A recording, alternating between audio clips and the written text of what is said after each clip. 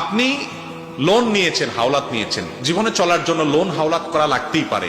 অনেকে লোন হাওলাত করলে এটাকে খারাপ ভাবে দেখে, না এটা কোনো খারাপ কিছু না। আমাদের নবী করিম সাল্লাল্লাহু আলাইহি সাল্লাম হাওলাত নিছেন না, নেন নাই?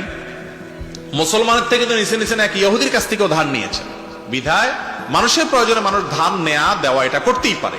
মুশকিল হলো ধার নেয়ার পর আমাদের সমাজে বেশিরভাগ মানুষ এমন প্রতারণা করে, যার কাছ থেকে ধার নিছে মনে হয় তারা আর চিনেও না।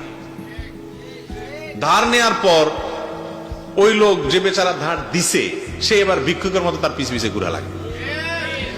যেই দোকানদার বেচারা বাকি দিছে, উপকার করছে, এরপরে সে আর ওই দোকানের সামনে দিয়ে হাঁটে না, আরেক দোকান থেকে যায় সদাই খায়। এই রোগগুলো আমাদের সমাজে আছে না নাই?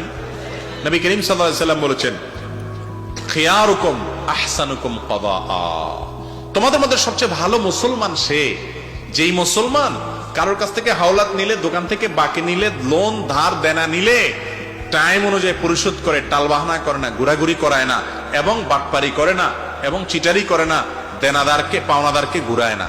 এই ব্যক্তি হলো আসল ভালো মুসলমান। ভালো মুসলমান শুধু লেবাসে পোশাকে হয় না, লেনদেনে কায় কারবারে মানুষ ভালো মুসলমান হয়।